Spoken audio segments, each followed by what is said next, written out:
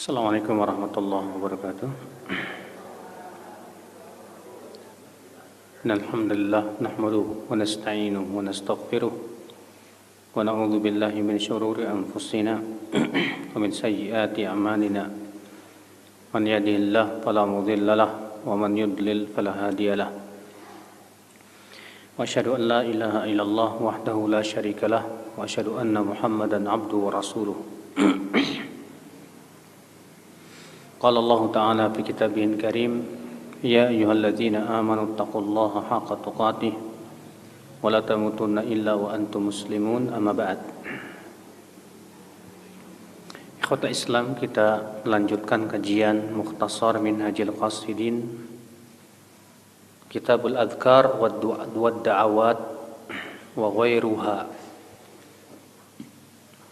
Kitab yang berhubungan dengan zikir, doa, dan yang lainnya. Artinya bagaimana adab-adabnya. Karena buku ini ya sebetulnya spesial tentang adab. Beliau berkata, "I'lam annahu laisa ba'da tilawatil Qur'an ibadatun tuaddi bil lisan afdal min dzikrillah."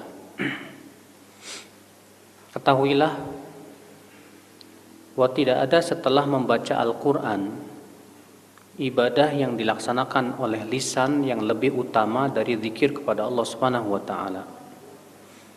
Perkataan beliau ini memberikan kepada kita makna bahwa zikir yang paling utama adalah yaitu membaca Al-Quran. Kemudian ya setelah itu zikir-zikir yang lainnya, seperti membaca subhanallah, alhamdulillah, la ilaha illallah, Allahu akbar, dan yang lainnya. Wa raf'ul hawaij bil adiyatil khalisah ilaihi ta'ala. Demikian pula meminta kepada Allah kebutuhan dengan berdoa yang benar-benar murni kepada Allah. Maksudnya bahwa tingkatan zikir itu ada dua macam. Ada zikir yang memang murni, itu adalah merupakan zikir yang disebut oleh para ulama dengan istilah ya doa ibadah. Ada lagi yang isinya minta kepada Allah, yang disebut dengan istilah doa masalah, ya doa meminta. Dan doa ibadah lebih utama daripada doa masalah. Iya. Walaupun tentunya kalau kita gabungkan kedua-duanya, tentu itu lebih baik lagi. Sebagaimana kita lihat ya bagaimana doa-doa Nabi Shallallahu Alaihi Wasallam. Ya beliau menggabungkan antara doa ibadah dengan doa masalah. Wa yadullu ala fadli dzikr qauluhu ta'ala, di antara ayat Al-Quran yang menunjukkan kepada keutamaan zikir, yaitu Allah Subhanahu wa Ta'ala berfirman dalam surat Al-Baqarah ayat 152, "Fadhkuruni adzkurkum." Berzikirlah kepadaku, niscaya aku akan mengingat kamu. Di sini Allah mengatakan bahwa Allah mengingat hamba-hambanya yang mengingat Allah. Berarti itu menunjukkan bahwa orang yang tidak ingat kepada Allah, Allah tidak akan ingat kepada dia. Dan tentunya kalau Allah ingat kepada kita, ya akhi, Allah pasti akan berikan kepada kita berbagai macam inayahnya, taufiknya. Maka siapapun yang ingin Allah ingat kepada kita, maka hendaknya kita ingat kepada Allah Subhanahu wa Ta'ala. Dalam hadis yang lain Rasulullah sabda, "Man dzakarani fi nafsihi, dzakartu fi nafsi." Siapa yang mengingat aku pada dirinya, aku akan ingat dia pada diriku. Ya subhanallah. Di antara keutamaan zikir juga yang disebutkan dalam ayat itu dalam surat Ali Imran ayat 190. Itu ketika Allah menyifati orang-orang yang beriman, Alladzina yadhkuruna Allah qiyaman wa qu'udan wa 'ala junubihim, yaitu mereka adalah orang-orang yang senantiasa mengingat Allah sambil berdiri, sambil duduk, dan sambil berbaring. Subhanallah. Akhi, ya, Allah Subhanahu wa taala menyifati orang-orang yang senantiasa kembali kepada Allah, yaitu orang-orang yang selalu ingat kepada Allah Subhanahu wa taala. Itu dalam surat Ali Imran, inna fi khalqis samawati wal ardi wa ikhtilafil laili wan nahari laayatin liulil albab. Sesungguhnya dalam penciptaan langit dan bumi, pergantian siang dan malam, terdapat tanda-tanda kebesaran Allah bagi siapa? Bagi orang yang memiliki akal pikiran. Siapa orang yang memiliki akal pikiran itu? Yaitu orang yang senantiasa banyak mengingat Allah saat berdiri, saat duduk, saat berbaring. Artinya, orang yang banyak mengingat Allah berarti akal pikirannya itu akan kuat. Orang yang banyak mengingat Allah, Allah akan jadikan akalnya itu bercahaya. Siapapun, ya, orang yang banyak mengingat Allah Subhanahu wa taala. Kemudian Allah juga berfirman dalam surat ayat 35 Al-Ahzab, ketika juga menyifati kaum mukminin, wadzakirina Allaha katsiran wadzakirat, dan laki-laki yang banyak berzikir kepada Allah dan wanita yang banyak berzikir kepada Allah Subhanahu wa taala. Maka Allah menyuruh kita untuk banyak berzikir. Maka dari itu ya akhi, kita usahakan bagaimana kalau supaya hari-hari kita itu banyak dihiasi dengan zikir. Lisan kita itu selalu basah dengan zikir kepada Allah Subhanahu wa taala. Demi Allah ya, orang yang meninggal kata Rasulullah dalam keadaan lisannya basah dengan zikir kepada Allah Subhanahu wa taala, dia mendapatkan janji yang besar. Ya. Wa anin Nabi sallallahu alaihi wasallam.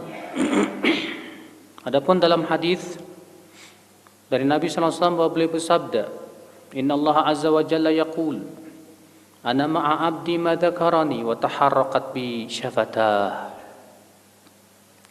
Allah berfirman, aku bersama hambaku selama ia mengingat aku, selama bibirnya bergerak untuk berzikir kepadaku. Ini menunjukkan akhi, selama kita mengingat Allah, selama itu Allah akan bersama kita terus, dengan inayahnya, dengan taufiknya. Tapi kalau kita sudah tidak mengingat Allah, maka saat itu Allah pun berpaling dari kita, dan setan pun yang akan menjadi teman kita. Sebagaimana Allah berfirman, wa man ya'shu an dzikrir rahman nuqayyid lahu syaitanan fahuwa lahu qarin.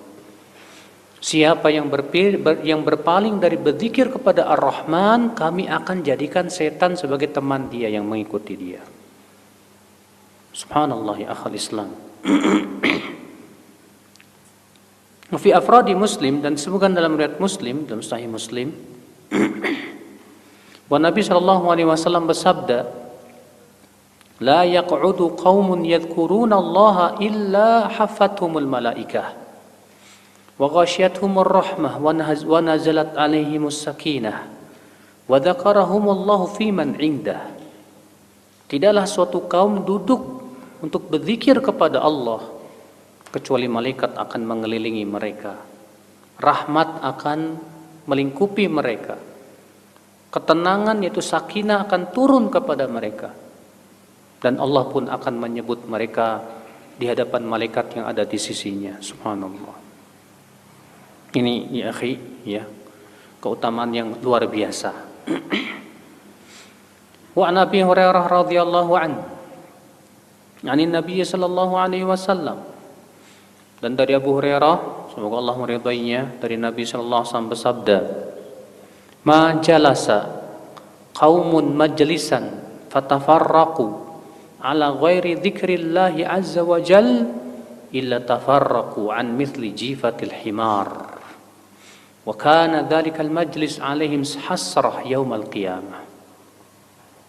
Ya Rasulullah SAW sabda, tidaklah suatu kaum duduk lalu setelah itu mereka berpisah tidak di atas zikir kepada Allah, kecuali mereka berpisah dalam keadaan lebih buruk daripada atau mereka berpisah dalam keadaan seperti bangkai keledai. Dan majelis mereka tadi yang mereka berkumpul itu menjadi penyesalan nanti pada hari kiamat. Artinya apa? Kalau kita duduk nih sama teman-teman, sama kawan-kawan, duduk ngobrol kayak apa kayak, tapi ternyata majelis kita kosong dari zikir kepada Allah. Ya, tidak ada ucapan subhanallah, tidak pula ucapan Allahu Akbar, tidak ada pula di dalamnya ya pembicaraan tentang Allah, tentang agamanya, kosong dari zikir kepada Allah. Kemudian ketika mereka berpisah pun juga nggak baca doa kafarat majelis. Maka kata Rasulullah SAW, orang-orang seperti ini di majelis seperti ini pas mereka berpencar itu dalam keadaan seperti bangkai keledai. Bahkan majelisnya mereka itu menjadi penyesalan nanti pada hari kiamat. Masya Allah. Hadis ini sahih Abu Daud dan yang lainnya ya akhi. Maka usahakan akhi ya, dalam majelis apapun kita ngobrol, baik ngobrol masalah dunia kayak apalagi masalah agama, Masya Allah. Itu kebaikan. Kita ngobrol tentang dunia misalnya, jangan lupa untuk diselingi dengan zikir kepada Allah. Jangan lupa untuk mewarnai majelis kita dengan zikir kepada Allah Subhanahu wa taala. Ya. Fi haditsin akhar, dan disebutkan dalam hadis yang lain. La yajlisu qaumun majlisan la yadhkuruna Allah azza wa jalla wa la yusalluna 'ala an-nabi sallallahu alaihi wasallam illa kana 'alaihim hasrah yaumal qiyamah. Tidaklah suatu kaum duduk di suatu majelis yang mereka tidak mengingat Allah di majelis itu, tidak pula bersalawat kepada Rasulullah SAW, kecuali akan menjadi penyesalan kepada mereka pada hari kiamat. Subhanallah, ya akhi, ya. Betapa banyak majelis obrolan kita yang kosong dari zikir, Pak. Betapa banyak majelis obrolan kita yang kosong dari salawat kepada Rasulullah SAW. Dan itu sering kita lakukan itu, Masya Allah. Bahkan terkadang di WhatsApp aja obrolan kita itu banyak bercanda, nggak ada zikir kepada Allah, nggak ada bersalawat kepada Rasulullah SAW. Makanya akhi, kalau kita punya grup isinya cuma kayak gitu, berarti itu grup sama dengan grup bangkai keledai. Maka majelis kita di situ akan menjadi penyesalan nanti pada hari kiamat. Makanya kita usahakan, akhi, usahakan semaksimal mungkin. Ya, obrolan apapun, duduk dimanapun kita bermajlis dengan teman-teman atau di grup, selalu warnai, selingi dengan zikir kepada Allah Subhanahu wa taala. Iya. Wa amma fadilatu du'a, adapun keutamaan doa. Faqad rawa Abu Hurairah radhiyallahu an Nabi sallallahu alaihi wasallam annahu qala laisa syai'un akram 'ala Allah azza wa jalla minad du'a. Tidak ada sesuatu yang paling mulia di sisi Allah dari berdoa. Arti doa itu sesuatu yang sangat mulia di sisi Allah, Pak. Makanya kita ini banyak memperbanyak doa. Wallahi Allah itu semakin cinta kepada hamba yang banyak berdoa kepada Allah Subhanahu wa taala. Beda dengan kita semakin banyak diminta, kita semakin sebel. Tapi Allah Subhanahu wa taala semakin banyak diminta, Allah semakin cinta kepada hamba itu. Kenapa? Karena si hamba ini yakin bahwa Tuhannya Maha Kaya. Kenapa si hamba ini terus minta? Karena si hamba ini sadar bahwa dirinya fakir dan butuh kepada karunia Allah. Makanya Allah cinta kepada hamba yang banyak berdoa, terus berdoa kepada Allah Subhanahu wa taala. Ya. Dalam hadis yang lain, asyraful ibadah ad-du'a. Ibadah yang paling mulia adalah doa. Ya. Ternyata Rasulullah mengatakan ibadah yang paling mulia itu apa? Doa. Dan ini mencakup doa masalah maupun doa ibadah, ya. Maka ini menunjukkan, akhi, jangan kita ya ada kehidupan kita ataupun waktu kita yang kosong dari doa. Makanya subhanallah ya Pak ya. Kita ini diajarkan oleh Rasulullah SAW dari semenjak bangun tidur sampai tidur lagi itu banyak doa. Bangun tidur kita ucapkan apa? Alhamdulillahilladzi ahyana ba'dama amatana wa ilaihin nusyur. La ilaha illallah wahdahu la syarikalah lahul mulku wa lahul hamdu wa huwa ala kulli syai'in qadir. Subhanallah alhamdulillah la ilaha illallah Allahu akbar la haula wa la quwata illa billah. Kemudian kita ucapkan Allahumma gfirli, ya Allah ampuni dosaku. Segera kita pergi berwudu. Setelah wudu ada doanya. Kita sholat, di dalam sholat kita dianjurkan banyak berdoa terutama waktu sujud. Di waktu habis sholat subuh dianjurkan untuk zikir pagi dan petang, isinya juga zikir dan doa. Kita mau pergi misalnya ke tempat kerja, diajarkan oleh Rasulullah SAW zikir dan doa masuk kendaraan, naik kendaraan. Dianjurkan oleh Rasulullah ketika di kendaraan banyak mengingat Allah. Memang demikian ya. Allah ingin si hamba itu banyak mengingat Allah supaya Allah banyak mengingat dia. Sebab kalau Allah banyak mengingat dia, Allah ingat kepada si hamba, Allah pasti akan berikan kepada dia perlindungannya ya. Wa fi hadis dan hadis yang lain, man la yas'alillah yaghdab alaih. Siapa yang jarang minta kepada Allah, Allah murka kepada dia. Orang yang jarang minta kepada Allah, Allah murka kepada dia. Kenapa? Karena seakan si hamba ini enggak butuh sama Allah.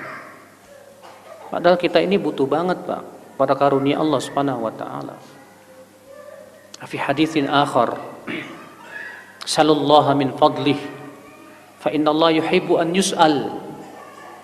Mintalah kepada Allah karunia-Nya karena Allah suka untuk diminta. Allah suka diminta, ya. Walid du'a adab. Namun kata beliau, ya, doa itu memiliki adab-adab yang harus diperhatikan. Jadi kalau kita berdoa, ya, perhatikan adab-adabnya. Apa itu? Min dzalik an yataharral awqat syarifah. Upayakan, kata beliau, di antara adab doa, apa itu? Kita berusaha untuk mencari waktu yang mulia.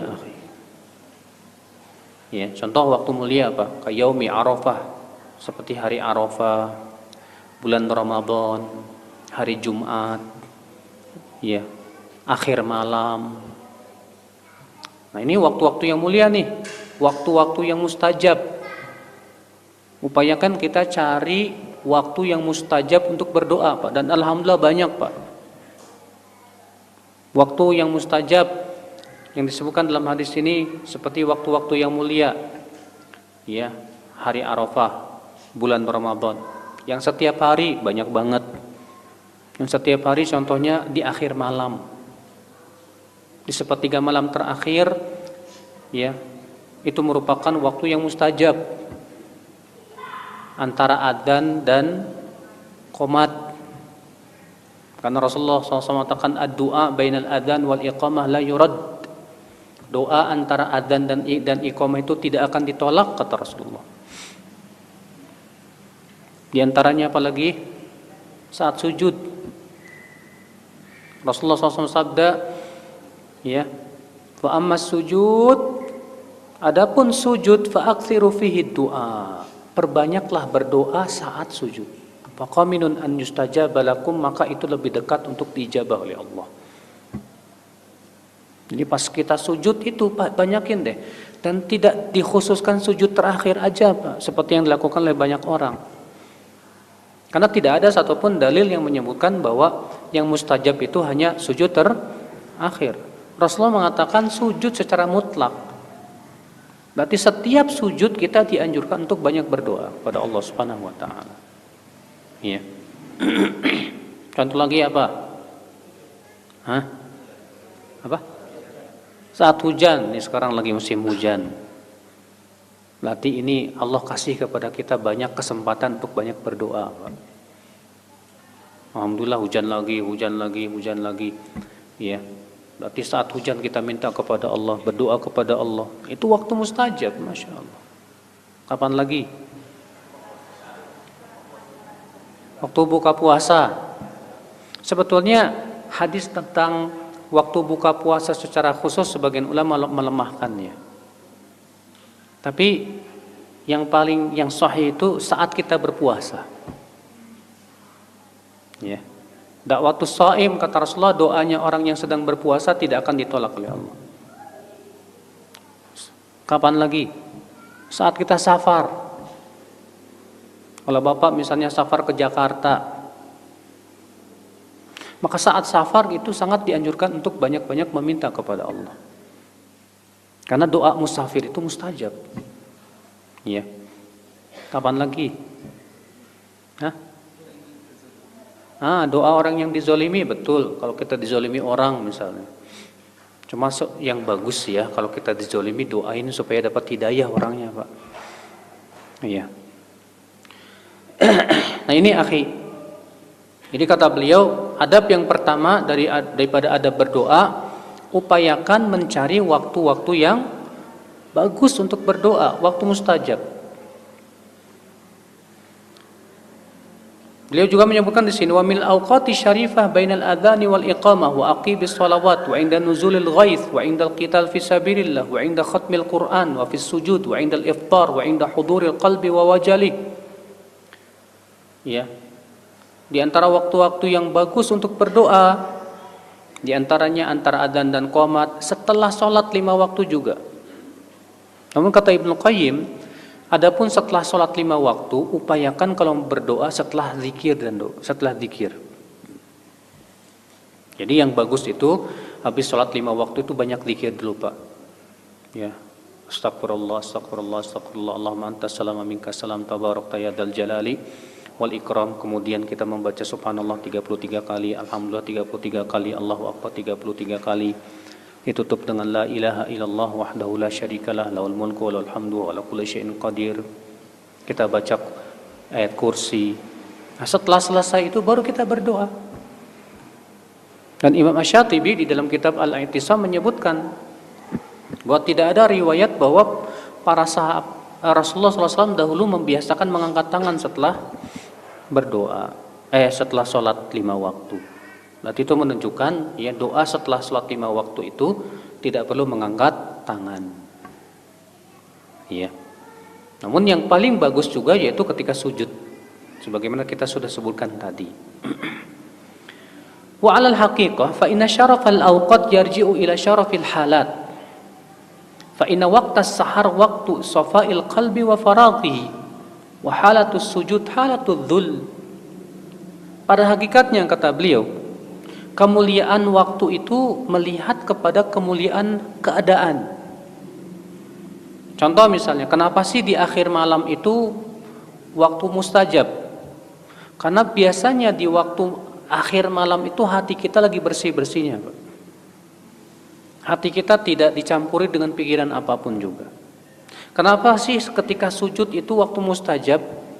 Karena itu di saat itu kita sedang menghinakan diri kita kepada Allah Subhanahu wa taala.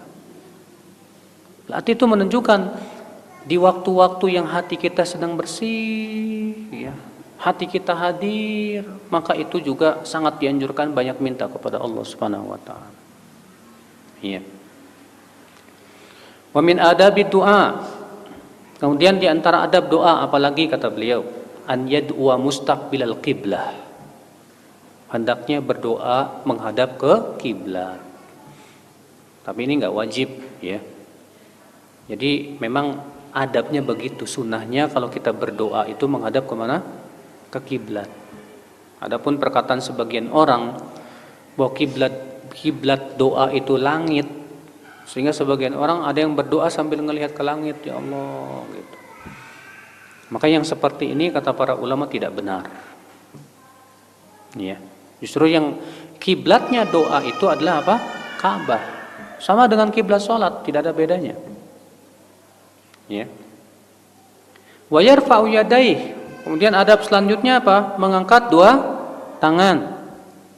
Dan mengangkat dua tangan ini termasuk sebab dijabahnya doa, Pak. Dan mengangkat dua tangan ini ada beberapa cara. Cara yang pertama yaitu mengangkat dua tangan tinggi-tinggi begini. Ya. Cara yang kedua mengangkat dua tangan sejajar dengan bahu begini. Apakah ditempelkan telapak tangannya atau tidak? Ada riwayat menempelkan tapi dhaif. Namun Syekh Utsaimin mengatakan walaupun dhaif tapi maknanya benar, kata Syekh Utsaimin. Karena orang yang meminta itu biasanya adabnya begini. Ya. Kata beliau begitu. Cara yang ketiga yaitu sejajar dengan wajah begini, Pak. Ya, sejajar dengan wajah. Kemudian ada lagi yang khusus doa ketika istisqa begini, Pak. Kalau istisqa itu begini caranya. Nah, ini khusus istisqa aja. Iya. Nah, itu diantara yang disebutkan oleh Al-Hafidz Ibnu Rajab dalam kitab beliau Jami' Ulum wal Hikam tentang tata cara mengangkat dua tangan dalam berdoa. Tsumma yamsahu bihima wajhah, kemudian mengusap wajah setelah doa, tapi hadisnya dhaif. Yang rajih bahwa itu tidak disyariatkan. Ya, mengusap wajah setelah berdoa itu yang rajih tidak disyariatkan. Kenapa? Karena hadisnya tidak sahih. Iya. Wa an yakhfidha sautahu halad du'a. Di antara adab berdoa juga yaitu suara kita lirih, jangan kencang-kencang. Apalagi sampai berteriak-teriak, ya Allah, ampuni dosa saya ya Allah. Emangnya Allah torek apa? Ya. Makanya ketika Rasul dalam perjalanan, Pak, bersama para sahabat, kemudian melewati tempat yang menanjak, maka para sahabat bertakbir dengan keras, Allahu Akbar. Kemudian turun, Subhanallah, keras. Maka Rasul bersabda, irba'u al anfusikum, sayangi diri kalian itu. Fa innakum la tad'una asamman wala ghaiba. Kalian itu tidak menyeru Allah yang tuli dan gaib, tidak.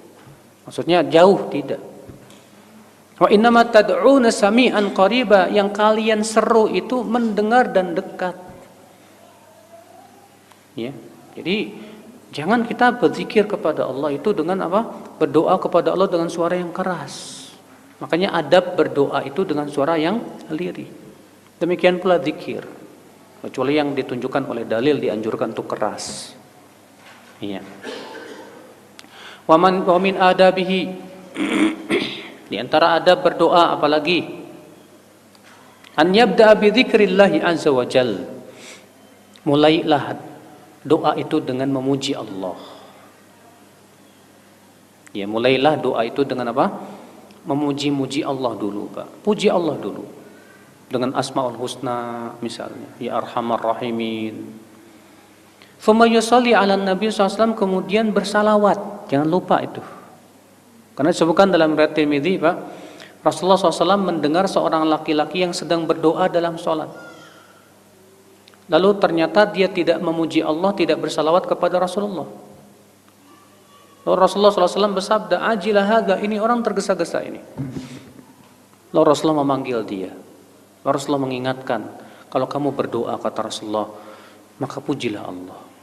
Tsumma shalli alaihi, kemudian salawatlah kepada aku. Ya. Bahkan dalam satu riwayat yang lain, Pak, doa yang tidak diucapkan salawat itu tergantung-gantung antara langit dan bumi. Tidak akan naik kepada Allah sampai diucapkan salawat. Sehingga atas dasar ini sebagian ulama ada yang mengatakan bahwa mengucapkan salawat itu adalah merupakan rukun salat, sebagian ulama begitu. Rukun doa, maaf. Upayakan ya, supaya dalam doa kita memuji Allah dan bersalawat untuk Rasulullah sallallahu alaihi wasallam. Wa min adabihi wa huwal adabul batin wa huwal aslu fil ijabah at-taubah wa raddul madzalim.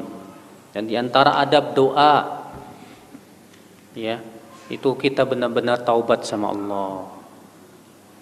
dan juga mengembalikan ya kezoliman-kezoliman yang pernah kita lakukan kepada orang lain. Ya. Kemudian kata beliau, faslun fil awradi wa fadliha wa tawzi'ul ibadati ala maqadiril awqat. Fasal tentang wirid dan keutamaannya. Wirid itu apa sih wirid? Wirid itu artinya ibadah yang kita biasakan, Pak. Ya, zikir-zikir yang kita biasakan gitu. Dan pembagian ibadah sesuai dengan waktunya. Nah, beliau di sini akan berbicara ya tentang wirid dan pembagian ibadah sesuai waktu. Ini bab penting sekali, Pak, bagi mereka yang ingin ya punya wirid dan ibadah. I'lam, kata beliau, annahu idza hasalatil ma'rifatu lillah subhanahu wa tasdiq bi wa'dihi wal ilm bi qasril umur wajib tarku taqsir fi hadzal umur al qasir. Ketahuilah, kata beliau, kalau kita sudah mengenal Allah, kalau kita sudah mengenal siapa? Allah, dan kita yakin dengan janji Allah, dan kita tahu betul bahwa umur kita itu pendek, nggak panjang. Umur kita berapa sih, Pak, paling banter? 60, 70. Jarang yang 100 kan? 100 tahun tuh pendek, Pak, nggak panjang. Ya, bayangkan satu harinya di sisi Allah itu sama dengan 1000 tahun. Wa inna yauman inda rabbika ka alfi sanatin mimma ta'uddun. Satu hari di sisi Allah sama dengan 1000 tahun yang kamu hitung. Berarti satu hari itu berapa jam sih? 12 jam. Satu hari itu 12 jam. Kalau sehari semalam berapa? 24 jam. Ternyata 12 jamnya di sisi Allah itu sama dengan 1000 tahunnya kita, Pak. Berarti kalau kita umurnya 70 tahun, berapa jam di sisi Allah? Nggak sampai 1 jam. Pendek banget kan? Pendek banget umur kita ini, Pak. Iya. Maka sadari, kita hidup di dunia nggak mungkin selamanya, Pak. Kita hidup di dunia ini nggak mungkin lama, nggak mungkin. Kullu nafsin dha'iqatul maut, setiap jiwa pasti merasakan apa? Kematian. Nanti kalau kita sudah sadar nih, pertama kata beliau, kita sudah kenal Allah, sudah. Kita yakin akan janji Allah, yakin, oke.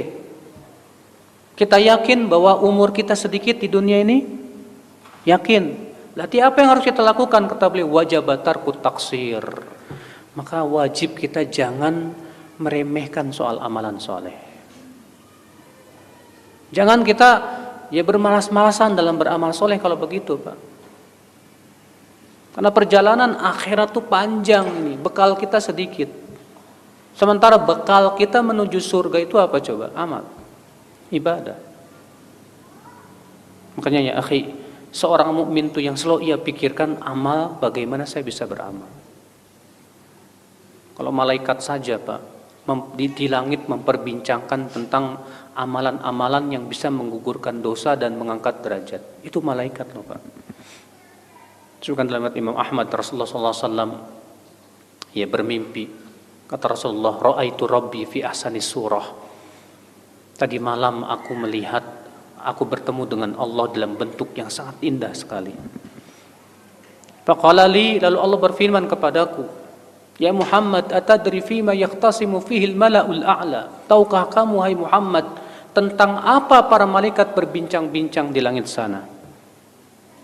Rasulullah bersabda, la adri, saya tidak tahu ya Allah. Wadu'a kaffahu baina mankibai, kata Rasulullah, maka Allah pun meletakkan tangannya di antara dua pundakku. Hatta wajadtu burdahu baina sadiyai, sehingga aku merasakan dinginnya di antara dua dadaku. Fa'alimtu ma fis sama'i wal ard, maka saat itu aku bisa lihat, mengetahui apa yang terjadi di langit dan di bumi. Faqala li, lalu Allah berfirman, atadri fima yahtasimu fihil mala'ul a'la. Tahukah kamu apa yang sedang diperbincangkan oleh malaikat yang ada di langit? Kata Rasulullah, adri, aku tahu ya Allah. Apa itu? Fil kafarati wad darajat. Tentang amal yang bisa menggugurkan dosa dan amal yang bisa mengangkat derajat. Ternyata Pak, perbincangannya malaikat itu tentang amal.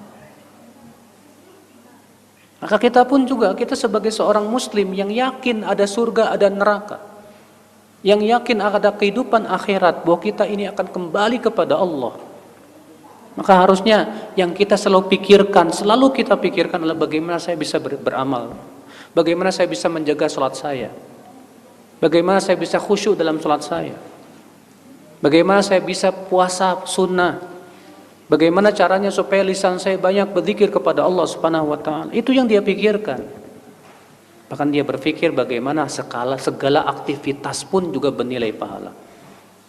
Gimana caranya ya supaya tidur saya berpahala, makan saya berpahala, olahraga saya berpahala, saya bergaul dengan teman-teman juga berpahala. Nah, ini penting sekali, akhi azani Allah, karena hidup kita ini di dunia sebentar. Kalau ternyata aktivitas kita nggak bernilai pahala, rugi sekali. Rugi sekali. Ya, coba bayangkan, antum misalnya umur 60 tahun. Umur 60 tahun itu hampir setengah dari umur kita buat tidur loh, Pak. Ya tidak? Hampir setengah dari umur kita buat tidur. Sebagian lagi buat cari dunia. Buat ibadahnya kapan gitu loh. Sedikit sekali. Sudah begitu kita juga nggak tahu yang diterima dari ibadah kita berapa, kita nggak paham. Maka kita berpikir, lantas apa perbekalan kita menuju kehidupan akhirat, Pak? Akhir Islam, ini setiap kita harus berusaha merenung itu, Pak. Karena ini kita hidup di dunia sementara, akhi. Iya. Wa nafsu ma tawaqafat ala fannin wahidin hasala laha malal. Dan jiwa ketika dia hanya beribadah satu jenis beribadah saja, biasanya suka cepat bosan. Antum misalnya cuma baca Quran aja lama-lama bosan. Banyak ikhwah nanya ke saya, Ustadz, dulu saya bisa 1 hari 2 juz, Ustadz. Sekarang boro-boro, Ustadz, selembar aja nggak bisa. Dulu saya kalau baca Quran tuh sampai nangis, Ustadz. Sekarang boro-boro saya udah nggak bisa menangis, gimana, Ustadz? Memang demikian, Pak. Yang namanya amal itu begitu sifatnya. Kata Rasulullah, likulli amalin syirrah wa likulli syirratin fatrah. Setiap amal itu ada masa-masa semangat tuh. Dan setiap masa-masa semangat ada masa-masa turun. Ya. Nah, Rasulullah memberikan cara gimana nih supaya kita saat masa turunnya ini enggak binasa ini. Kata Rasulullah, "Faman kanat fatratuhu ila sunnah faqad ihtada." Siapa yang masa turunnya kepada sunnah lagi, ia dapat hidayah. Waman kanat fatratuhu ila ghairi dzalika faqad halak, dan siapa masa futurnya bukan kepada sunnah, maka ia binasa, kata Rasulullah. Contoh misalnya, ada orang lagi semangatnya baca Quran, masya Allah. Lama-lama lemah. Saat lemah baca Quran, kita lihat dia pindah kemana nih? Kalau dia pas lemah baca Quran, ternyata dia sedang, masya Allah, pindah ke ibadah yang lain, yang dia semangat di situ, Pak. Membaca kitab-kitab ulama, masya Allah. Alhamdulillah, berarti dia sudah mendapatkan hidayah. Tapi kalau kita futur dari baca Quran, pindahnya ke baca koran, walah, nanti kita binasa, sudah. Jangan sampai kita seperti itu. Maka kata beliau di sini, beliau mengingatkan, faminat talattuf naqluha min fannin ila fannin. Maka supaya jiwa kita ini tidak mudah bosan, coba kita berpindah dari satu ibadah ke ibadah yang lain. Iya.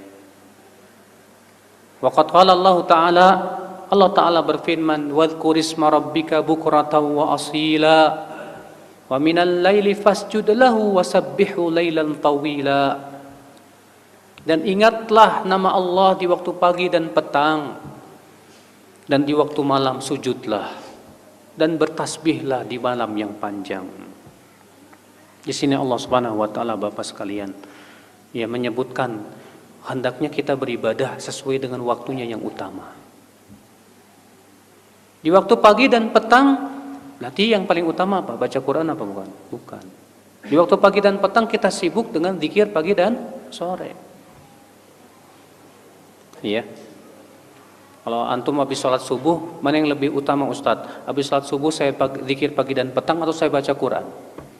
Kita katakan pada asalnya memang baca Quran lebih utama daripada semua zikir. Tapi ketika bertepatan dengan waktu pagi dan petang, maka yang lebih utama pada waktu itu kita sibuk dengan membaca zikir pagi dan petang. Iya. Kalau kita ketika azan sedang berkumandang, mana yang lebih utama? Menjawab azan apa baca Quran? Menjawab azan. Iya.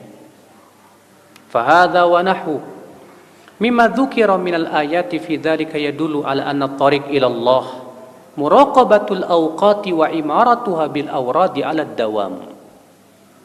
Ayat ini dan yang semisalnya kata beliau menunjukkan bagaimana cara kita berjalan menuju Allah. Dengan cara apa? Yaitu kita beribadah sesuai dengan waktu-waktunya yang utama. Ya. Dan kemudian kita memakmurkan waktu tersebut dengan ibadah yang kita lakukan secara terus-menerus. Ya. Makanya kita harus sadari ini Pak. Makanya Rasulullah SAW juga kita lihat bagaimana beliau beribadah. Sukan dalam hadis kata Jabir dalam riwayat Muslim, karena Rasulullah SAW idza shallal fajr jalasa yadhkurullah ta'ala hatta tatlu'a asy-syams. Terus kebiasaan Rasulullah kata Jabir, kalau habis salat subuh itu beliau duduk berzikir kepada Allah sampai matahari terbit. Demikian pula disebutkan dalam hadis Rasulullah bersabda, aku duduk bersama orang yang berzikir kepada Allah setelah salat asar sampai terbenam matahari. Itu lebih aku sukai daripada ini dan itu. Subhanallah ya akhal Islam, azan ya Allah ya. Wa qala Allah Ta'ala, Allah juga berfirman dalam surat Al-Furqan ayat 62. Wa huwa alladzi ja'ala al-laila wan-nahara khilfah liman arada an yadzakkara aw arada syukura. Dialah Allah yang telah menjadikan malam dan siang itu silih berganti. Dan ini buat siapa kata Allah? Bagi orang yang ingin mau ingat atau mau bersyukur kepada Allah. Artinya pergantian siang dan malam ini Pak, bagi orang yang ingin bersyukur, perhatikanlah waktu-waktu ibadahmu itu. Kalau kita di waktu jam 2 malam yang paling utama ibadah apa? Tahajud. Masya Allah, alhamdulillah. Kalau di waktu duha, ibadah yang paling utama apa? Mencari nafkah. Di awal siang mencari nafkah itu waktu yang utama Pak.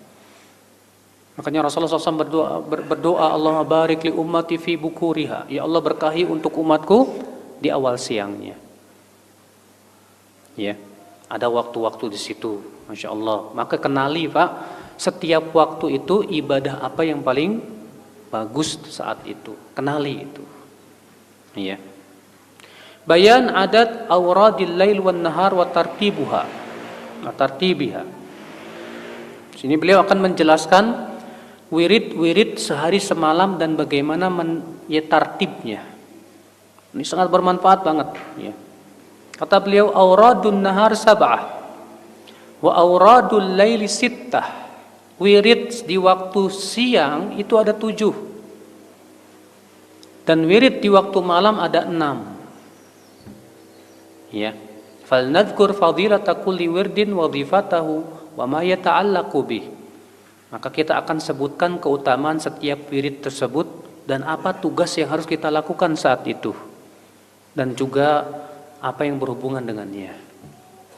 Ya, ini bab penting banget Pak bagi mereka yang ingin bersungguh-sungguh berzikir beribadah kepada Allah. Al-wirdul awal. Wirid pertama dari waktu siang. Nah, tadi beliau sudah sebutkan bahwa wirid siang itu berapa? 7. Wirid pertama dari waktu siang, ma baina tulu'il fajri tsani ila tulu'i syams. Itu dimulai dari terbit fajar sampai terbenam matahari. Dimulai dari kapan? Terbit fajar sampai apa? Terbenam matahari. Wa huwa waqtun syarif, dan ini waktu mulia kata beliau. Ya. Waqad aqsamallahu ta'ala bih, di mana Allah bersumpah dengan waktu subuh ini. Allah berfirman was-subhi idza tanaffas, demi waktu subuh apabila ia telah bernafas, maksudnya telah datang. Ya. Fayambaghi lil murid idzan tabaha minan naum an yadhkurallaha ta'ala fayaqul. Maka orang yang ingin melalui jalan Allah ketika ia bangun di waktu terbit fajar, ya, jangan lupa dulu untuk membaca zikir bangun tidur.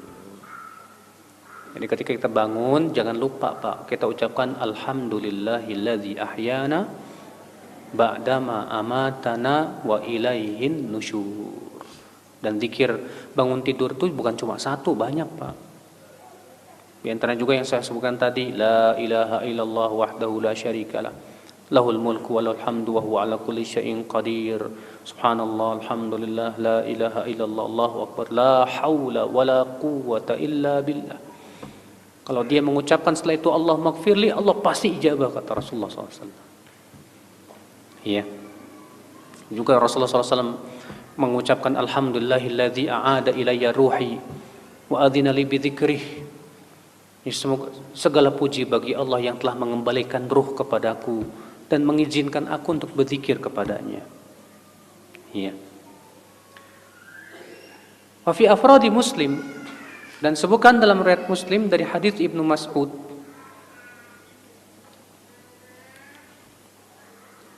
karena Rasulullah SAW apabila masuk di waktu sore berkata, amsayna wa amsal mulku lillah walhamdulillah. Wa idza asbaha, dan apabila masuk waktu pagi beliau berkata, asbahna wa asbahal mulku lillah walhamdulillah la ilaha illallah wahdahu la syarikalah lahul mulku wa lahul hamdu wa huwa ala kulli syai'in qadir. Rabbi as'aluka khaira ma fi hadzal yawm wa khaira ma ba'dah wa a'udzu bika min syarri ma fi hadzal yawm wa syarri ma ba'dah. Rabbi a'udzu bika minal kasali wa su'il kibar. Rabbi a'udzu bika min adzabin finnar wa adzabin fil qabr. Masyaallah. Asbahna, kami masuk di waktu pagi. Wa asbahal mulku lillah, dan kerajaan hanya milik Allah saja. La ilaha illallah wahdahu la syarikalah, tidak ada ilah yang berhak disembah kecuali Dia, Allah saja, tidak ada sekutu baginya. Lahul mulku wa lahul hamdu, milik Allah lah kerajaan dan milik Allah juga pujian. Wa huwa ala kulli syai'in qadir, dan Dia maha kuasa atas segala sesuatu. Setelah memuji, Rabbi as'aluka khairam ma fi hadzal yaum. Ya Allah, aku mohon kepada Engkau kebaikan yang ada di hari ini. Wa khairam ma ba'dah, dan kebaikan setelahnya. Wa a'udzu bika min syarri hadhil lailah, ya Allah, aku berlindung dari keburukan hadzal yaum, aku berlindung kepada Engkau dari keburukan hari ini. Wa syarri ma ba'dah, dan keburukan setelahnya. Masya Allah. Rabbi a'udzu bika minal kasal wa su'il kibar. Ya Allah, aku berlindung kepada Engkau dari malas dan buruknya tua. Buruknya tua itu maksudnya apa? Pikun, lemah, nyusahin orang. Ya. Rabbi a'udzu bika min adzabin nar wa adzabin fil qabr. Rabb, aku berlindung kepada Engkau dari azab api neraka dan azab kubur. Bayangkan Pak, pagi-pagi kita udah berdoa begitu. Luar biasa. Ya. Juga Rasulullah SAW, ya, zikir pagi sore diantaranya mengucapkan apa? Bismillahilladzi la yadur ma'asmihi syai'un fil ardi wala fis sama'i wa huwas sami'ul alim. 3 kali.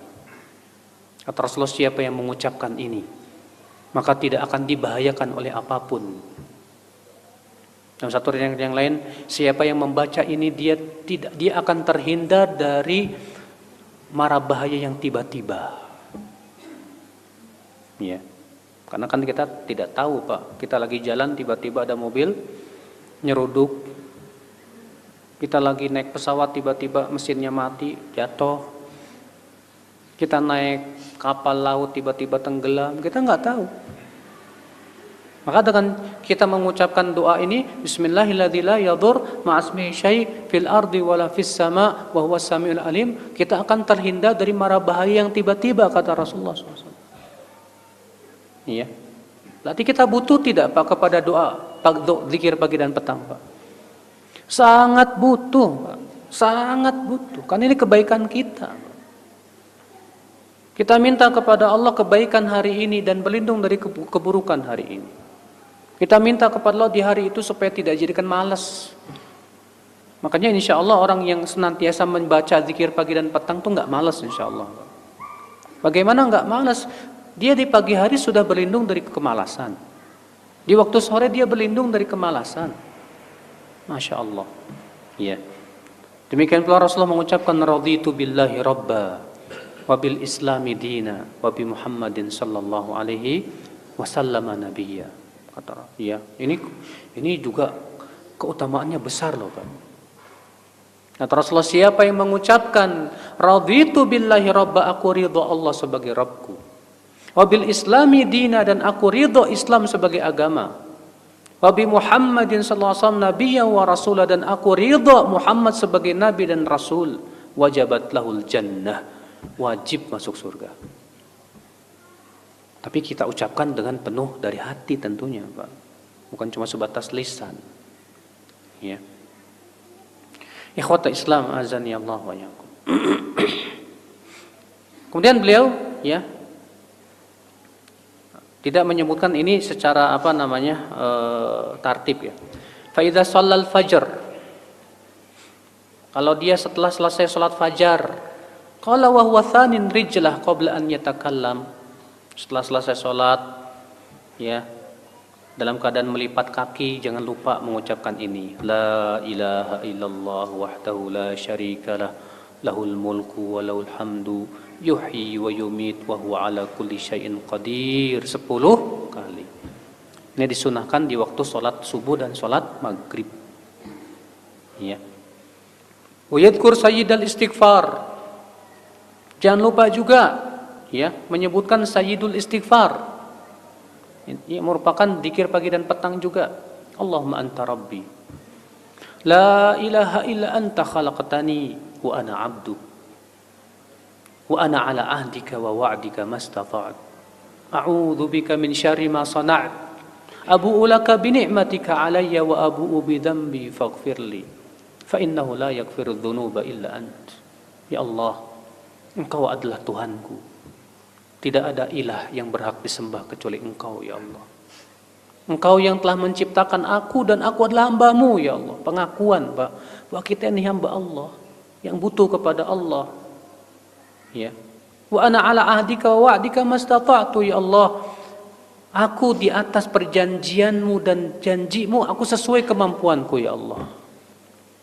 Kemudian a'udzubika min syarri ma sana'tu. Aku berlindung kepada Engkau dari keburukan yang aku lakukan. Lihat, Rasulullah berlindung dari keburukan yang kita lakukan. Karena yang kita lakukan berupa dosa bisa menimbulkan keburukan, tidak, Pak? Iya. Dosa yang kita lakukan itu, Pak, bisa menimbulkan dosa yang lain. Dosa yang kita lakukan itu, Pak, bisa mendatangkan azab Allah Subhanahu wa taala. Dosa yang kita lakukan itu, Pak, bisa mendatangkan kemurkaan Allah Subhanahu wa taala. Ternyata Rasulullah berlindung, a'udzubika min syarri ma sana'tu. Ya Allah, aku berlindung kepada Engkau dari keburukan yang aku lakukan, ya Allah. Abu'u laka bi ni'matika 'alai. Aku kembali kepadamu, ya Allah, dengan kenikmatan yang Engkau berikan kepadaku.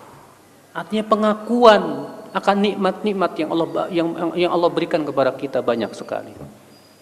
Wa abu'u bi dzambi faghfirli, dan aku kembali dengan membawa dosa aku, ya Allah. Faghfirli, ampuni dosaku. Kata Syekhul Islam, seorang hamba itu hendaknya di antara dua keadaan tadi. Pengakuan akan nikmat-nikmat yang Allah berikan dan mengakui dosa-dosa dia. Maka siapa yang mengakui akan nikmat yang Allah berikan kepada dia bahwa itu nikmat Allah, lalu ia juga mengakui dosanya, dia pasti akan menjadi hamba yang sempurna, Pak. Karena itulah poros ibadah, Pak. Poros ibadah dan syukur itu adalah pengakuan nikmat dan pengakuan dosa. Makanya ini disebut dengan sayyidul istighfar. Ya, sayyidnya istighfar, penting tuh. Demikian pula Rasulullah mengajarkan asbahna ala fitratil Islam wa ala kalimatil ikhlas wa ala din nabiyina Muhammadin sallallahu alaihi wasallam wa ala millati abina Ibrahim hanifan muslima wa ma kana minal musyrikin. Kami masuk di waktu pagi di atas fitrah Islam, di atas kalimat ikhlas, di atas agama Nabi kami Muhammad sallallahu alaihi wasallam, di atas millah ayah kami Ibrahim yang hanif dan muslim, dan tidaklah ia termasuk orang yang berbuat syirik. Subhanallah, kita di waktu pagi sudah menyatakan diri di atas tauhid, Masya Allah, di atas keikhlasan, luar biasa. Ya. Wa yad'u, dan silakan ia berdoa juga, Allahumma aslih dini alladhi huwa ismatu amri wa aslih li dunyaya allati fiha ma'ashi wa aslih li akhirati allati fiha ma'adi waj'alil hayata ziyadatan li fi kulli khair waj'alil mauta rahatan li min kulli syarr. Ya Allah, perbaiki agamaku ya Allah, yang itu merupakan perlindungan urusanku. Perbaiki duniaku ya Allah, yang itu merupakan mata pencaharianku. Perbaiki untukku akhiratku ya Allah, yang itu merupakan tempat kembaliku. Jadikanlah ya Allah hidupku di dunia sebagai tambahan pada setiap kebaikan, dan jadikan kematian ya Allah ya sebagai istirahat dari segala keburukan. Subhanallah, doa yang agung sekali ya. Kita minta kepada Allah diperbaiki agama kita, diperbaiki mata pencaharian kita, diperbaiki akhirat kita. Kita juga minta kepada Allah supaya kita hidup di dunia ini sebagai tambahan kebaikan, amal soleh, bukan pertambahan keburukan. Ya, luar biasa Pak, doa-doa Nabi itu Pak. Makanya kalau kita berdoa dengan doa-doa Nabi itu luar biasa isinya. Ya. Wa yad'u bi du'a Abi Darda, Abu Darda juga pernah berdoa begini.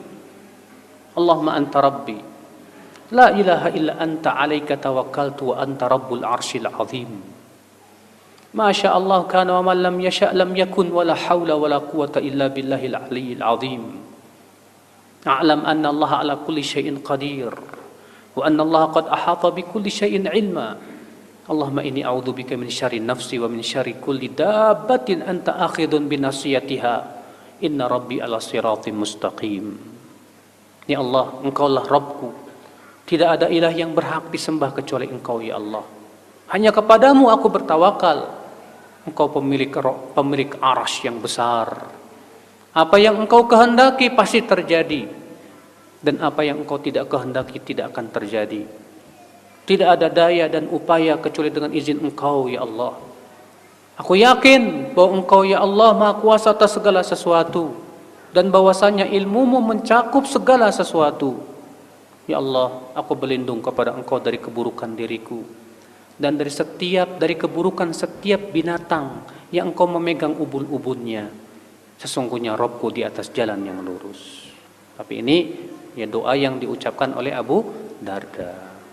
Artinya doa-doa seperti ini Pak, ya tidak, kalau kita sekali-kali saja berdoa dengannya nggak masalah. Adapun meyakini itu sebagai sunnah Rasul tentu tidak, karena butuh dalil. Ya. Kemudian kata beliau, wa yambaghi lahu qabla khuruji ila salatil fajr an yusalli sunnah fi manzilihi. Dan selayaknya kata beliau, orang yang ingin sholat subuh, yang mau pergi sholat subuh, bagusnya dia sholat sunnah qobliyah subuhnya di rumah. Di mana? Di rumah, Pak. Iya. Karena memang demikian yang Rasulullah lakukan. Rasulullah SAW itu sholat qobliyah subuhnya biasanya di rumah tuh. Tapi gimana Ustadz kalau misalnya rumah saya jauh? Kalau saya sholat di rumah, saya selalu nggak dapat takbiratul ihramnya imam.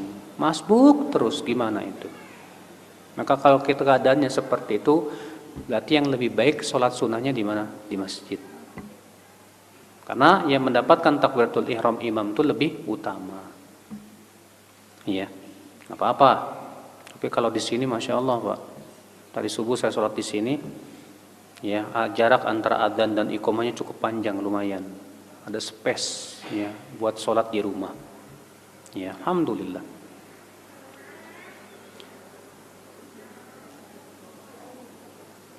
Fa idza dakhala al-masjid falyaqul, kalau dia sudah mau masuk masjid ucapkan juga.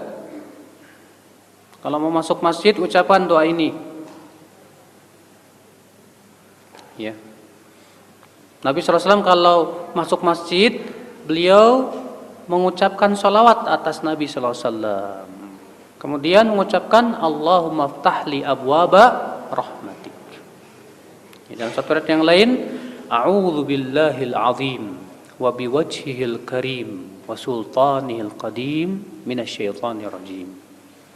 Kemudian mengucapkan Allahumma inni as'aluka Allahumma ftahli abwaba rahmatik. Ya Allah, tolonglah bukakan pintu-pintu rahmatmu ya Allah. Ini jangan lupa tuh ya. Kalau masuk masjid jangan lupa baca doa masuk masjid. Dan dahulukan kaki yang mana? Yang kanan. Iya. Kalau keluar masjid jangan lupa juga bersalawat dulu, kemudian kita ucapkan Allahumma inni as'aluka min fadlik. Ya Allah, aku minta kepada Engkau karuniamu. Masya Allah. Iya. Fumayatlubu shafal awal, dan usahakan cari saf yang pertama. Muntadhiran lil jamaah da'iyan binahwi ma taqaddam min al-adhkari wal ad'iyah. Ya, sambil menunggu salat berjamaah antara adzan dan qomat kita banyakin doa. Iya. Jangan Pak, kita ini jadi orang yang selalu masbuk Pak.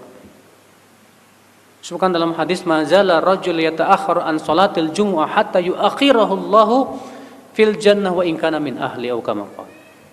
Senantiasa seseorang terlambat salat Jumat sampai Allah akhirkan masuk surganya walaupun dia penduduk surga. Jadi jangan salahkan Pak, kalau kita masbuk terus ternyata masuk surganya juga masbuk. Ya. Kita pengen masuk surga cepat-cepat tapi pergi sholat aja lambat mulu. Bagaimana? Makanya kalau kita pengen cepat-cepat masuk surga, kita juga berusaha untuk bergegas juga ya kepada segala kebaikan, terutama sholat berjamaah itu. Iya.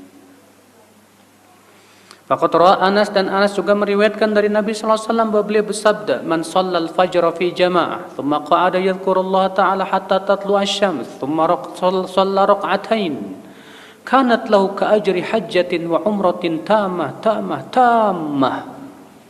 Ya.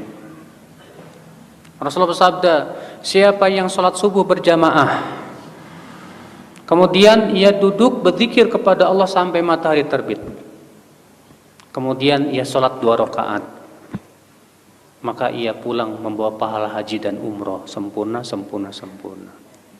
Walaupun memang ikhtilaf para ulama Pak tentang status hadis ini. Banyak ulama mengatakan hadisnya dhaif, sebagian mengatakan hasan. Ya, tentang keutamaan mendapat pahala haji dan umroh. Ya. Adapun tentang masalah zikir dari semenjak subuh sampai matahari terbit, itu ada riwayat-riwayat yang sahih dari Rasulullah SAW. Ya. Nah, yang jadi masalah ini sholat 2 rakaat ini 2 rakaat apa? Karena kan disebutkan di situ siapa yang berzikir kepada Allah setelah sholat subuh, kemudian apa? Berzikir sampai matahari terbit, kemudian apa? Sholat 2 rakaat. Nah, sholat 2 rakaat ini sholat 2 rakaat apa? Ikhtilaf para ulama. Pendapat yang paling sahih ia adalah sholat duha. Karena dalam riwayat Imam Ahmad demikian ya dijelaskan lafadznya, hatta yusalliyad duha, sampai ia sholat duha. Ya. Walakun wadhaif waqti arba'an. Maka tugas-tugas yang harus kita lakukan di wirid yang pertama ini 4. Doa, zikir, baca Quran, dan berfikir untuk ilmu. Wal ya'ti bima amkanahu, dan hendaklah ia lakukan sesuai dengan yang mungkin untuknya. Wal yatafakkar fi qat'il qawati wa syughli syawaghil 'anil khair liyuaddi wadhaif yaumihi. Hendaklah di pagi hari itu dia memikirkan Apa saja yang bisa memutuskan ibadahnya, apa saja kesibukan-kesibukan yang bisa menyibukkan dia dari kebaikan, yang dia akhirnya menghalangi tugas-tugas ia di hari tersebut. Mikirin. Ya. Waliyatafakkar fi ni'amillah ta'ala liyatawaffar syukrahu. Dan hendaklah ia memikirkan tentang nikmat-nikmat Allah supaya ia bisa bersyukur kepada Allah Subhanahu wa taala. Ya. Bagus Pak, pagi-pagi kita sudah mengatur strategi gimana supaya saya bisa tetap zikir kepada Allah, supaya saya bisa tetap salat duha. Bagaimana supaya saya di hari ini supaya bisa tetap bisa mendapatkan ilmu. Bagaimana caranya, pikirkan baik-baik. Karena berapa banyak orang yang berkata, aduh saya sibuk kerja. Ya, ada yang bertanya kepada saya, Ustadz, kalau Ustadz dan penuntut ilmu enak, saya sibuk kerja, susah nuntut ilmu. Saya nanya ke dia, Pak, Bapak kerja berapa jam? Ya 8 jam sih. 8 jam, oke. Bapak tidur malam berapa jam? 8 jam. 8 tambah 8 berapa Pak? 16 jam, oke. Sehari semalam berapa jam Pak? 24 jam. Oke. 24 kurangi 16 berapa Pak? 8 jam. Terus 8 jam sisa kemana Pak? Ya di perjalanan ngapain aja. Kalau antum di Jakarta mungkin bisa di perjalanan bisa sampai 2 jam, 3 jam macet. Selama di perjalanan tuh ngapain aja Pak? Melamun.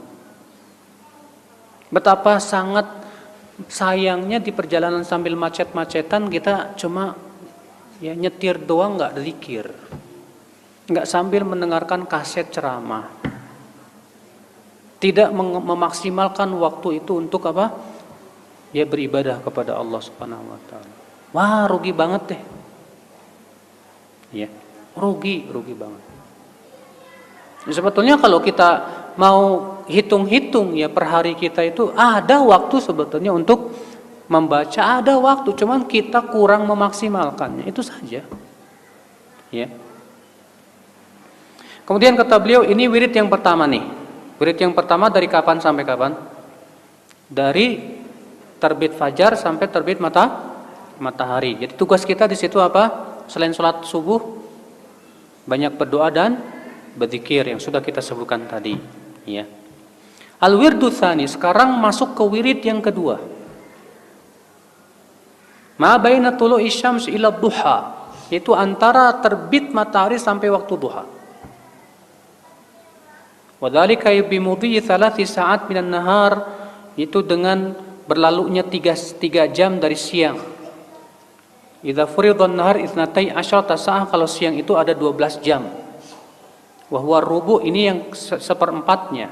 Wa hadha waqtun syarif, dan ini waktu yang mulia. Wa fihi wadhifatan, di waktu ini ada 2 tugas. Ihdahuma sholatu duha, yang pertama sholat duha. Ya. Tapi ingat ya, sholatnya jangan pas matahari terbit, enggak boleh.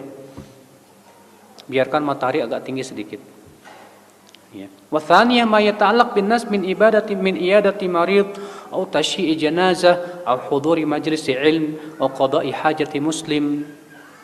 Kemudian waktu yang keduanya apa? Wirid yang keduanya yang berhubungan dengan manusia. Berupa misalnya kalau ada yang sakit kita jenguk. Kalau ada yang meninggal kita iringi jenazahnya. Demikian pula kita menghadiri majelis ilmu. Atau kita membantu menyelesaikan hajat seorang muslim. Ya. Kalau ternyata tidak ada juga, ya sudah, kata beliau, tasyaghala bil qiraah. Ya, dia sibukkan dengan membaca Quran dan zikir. Ya. Ini wirid yang kedua. Al-wirdu tsalits, wirid yang ketiga, min waqti duha ila zawal. Dari waktu duha sampai zawal. Dari waktu duha sampai apa? Zawal. Wal wadhifah fi hadzal waqt, maka tugas kita di waktu ini ada 4 macam. Wa ziyadatu amrayn, dan ditambah 2 lagi. Ahaduhuma, yang pertama tugas kita di waktu itu apa? Al-istighal bil kasbi wal ma'ash, yaitu cari cari harta, cari nafkah, cari rezeki. Wa huduris suq, pergi ke pasar, dagang kayak apa kayak, pergi kemana? Ya, fa in kana tajiran falyatjar bisidqin wa amanah. Kalau dia pedagang, hendaknya dia berdagang penuh dengan kejujuran dan amanah. Wa in kana sahibu sun'ah, kalau dia pekerja, maka dia bekerjalah dengan penuh nasihat, yang penuh amanah. Ya. Kemudian jangan sampai ia kering dari zikir kepada Allah dalam seluruh pekerjaannya tersebut. Jadi artinya kalau antum pergi ke pasar jual beli, antum cari nafkah di saat itu, jangan lupa juga lisan kita selalu banyak apa? Berzikir. Antum kerja di kantor juga berzikir. Kecuali kalau antum berzikir malah mengurangi kesungguhan antum dalam bekerja, ya jangan kalau begitu. Karena melaksanakan pekerjaan kantor hukumnya wajib, Pak. Itu amanah masalahnya. Iya. Maka kita harus kita bekerja dengan kesungguhan itu sangat dicintai oleh Allah loh, Pak. Sebutkan dalam hadis bahwa Nabi SAW sabda, "Innallaha yuhibbul 'abda idza amila 'amalan atqanahu." Allah itu cinta kepada seorang hamba kalau dia bekerja itu profesional. Kalau dia benar-benar profesional, bagus dia dalam pekerjaannya, Allah cinta kepada dia. Tapi kalau kita terkadang ya berangkat kerjanya udah molor, pas kerjanya juga males-malesan, pulang kerjanya juga paling cepat duluan. Aduh gimana coba akan bagus seperti ini. Bagaimana Allah akan cinta kepada kita kalau kita begitu cara kerjanya, Pak? Iya, disiplin. Islam itu mengajarkan kita disiplin, profesional, sungguh-sungguh. Ya. Wasani, kemudian wirid yang kedua, jangan lupa ada qailulah. Jangan lupa ada apa? Qailulah. Apa qailulah itu, Pak? Qailulah itu kalau diterjemahkan ke bahasa Indonesia banyaknya disebutnya dengan tidur siang. Sebetulnya terjemahannya kurang tepat.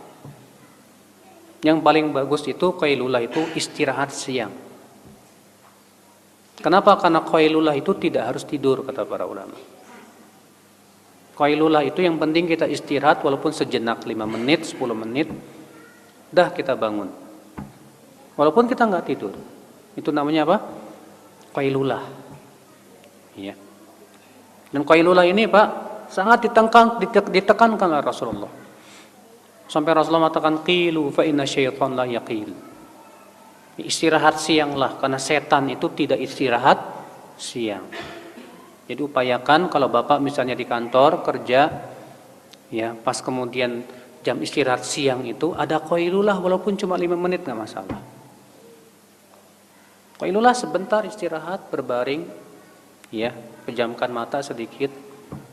Ya, yang penting istirahat 5 menit 10 menit dah selesai. Makanya yang kata para ulama qailulah yang terbaik itu yang bagus itu tidak lebih dari 1 jam. Lebih dari itu kurang bagus. Qailulah ya. Dan subhanallah, Pak, di sebuah universitas London sana mereka meneliti sebuah penelitian tentang apa sih faidah qailulah untuk kesehatan. Ternyata mereka menemukan sesuatu yang luar biasa. Ternyata istirahat siang itu, Pak, menguatkan hafalan. Kemudian menambah umur, menurut mereka begitu. Menambah umur. Ya. Menjauhkan dari stroke dan yang lainnya. Masya Allah. Ternyata hanya agama Islam yang menganjurkan tidur istirahat siang. Masya Allah, jangan lupa tuh ya qailulah.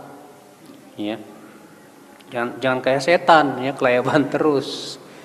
Ya, qailulah, ada istirahat siang. Ya.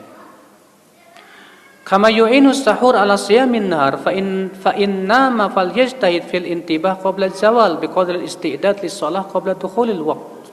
Ini sama dengan sahur bagi mereka yang mau puasa. Ya. Maka demikian pula orang yang qailulah insyaallah juga bisa membantu dia untuk tahajud. Kalau dia istirahat di waktu siangnya cukup, insyaallah di waktu malam dia bisa tahajud biiznillah. Ya.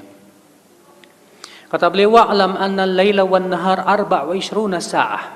Ketahuilah siang dan malam itu ada 24 jam. Ini di zaman Imam Ghazali sudah ada jam loh, Pak. Dan beliau mengatakan ini kan buku ini ikhtisar dari kitab ya, apa? Minhajul Qasidin. Minhajul Qasidin itu ikhtisar dari kitab apa? Ihya Ulumuddin. Jadi buku aslinya Ihya Ulumuddin Imam Ghazali. Kemudian dipilih-pilih lagi, ya jadilah kitab Minhajul Qasidin. Kemudian sama Ibnu Qudamah diringkas lagi, dipilih-pilih lagi. Jadi Mukhtasar Minhajul Qasidin. Masya Allah. Ya. Kata beliau, sehari semalam itu ada 24 jam. Fal-i'tidal an yanam min dzalika bi thuluth. Yang paling bagus tidur dari 24 jam itu sepertiganya. Sepertiga dari 24 jam berapa? 8 jam. Beliau mengatakan bahwa tidur yang paling bagus itu ya 8 jam. Cuma masalahnya Pak, kalau kita kayak kurang Pak. 8 jam biasanya buat anak-anak. Kalau udah tua biasanya 6 jam. Ya, 7 jam udah cukup udah. Ya. Faman nama aqal min dzalik lam ya'man ittirab badani.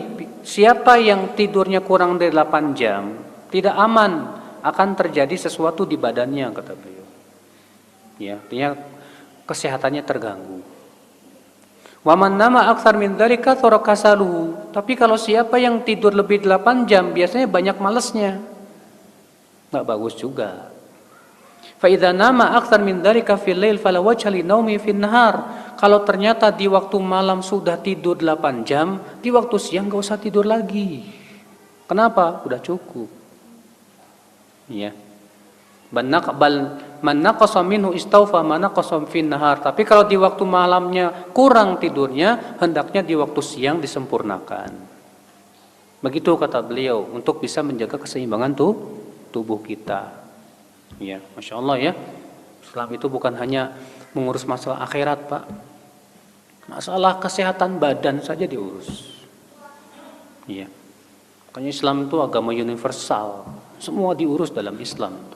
Kita bukan cuma mikirin bagaimana sholat, tapi juga gimana supaya kita sehat juga. Penting itu. Ya. Al-wirdur rabi, wirid yang keempat. Ma baina zawal ilal farad min salati dhuhr. Dari semenjak tergelincir matahari sampai selesai salat zuhur. Wa huwa aqsar awradin naharu afdaluha, dan ini wirid yang paling pendek tapi paling utama kata beliau. Wa yang bagilahu fi hadzal waqt idza adana muadzin an yujibahu bimithli qawlihi. Maka di waktu ini ketika terdengar adzan, upayakan kita sibukkan menjawab adzan. Bapak tahu tidak keutamaan menjawab adzan apa? Ya, besar Masya Allah. Kata Rasulullah, siapa yang menjawab muadzin dari hatinya langsung, maka Allah ampuni dosanya yang lalu maupun yang akan datang. Iya. Makanya Masya Allah, ya, besar pahalanya. Tsumma yaqumu fayusalli 4 rakaat. Jangan sia-siakan juga untuk sholat 4 rakaat sebelum zuhur. Ya. Wa yustahab an yutilahunna, bagusnya sih dipanjangkan kalau ternyata tidak dikhawatirkan apa? Segera qomat. Kenapa? Fa inna abwabas sama tuftahina idzin, karena di waktu itu pintu-pintu langit dibuka. Ya. Tsumma yusalli adh-dhuhr wa sunnataha, kemudian ia salat zuhur dan sunnah setelahnya. Ya.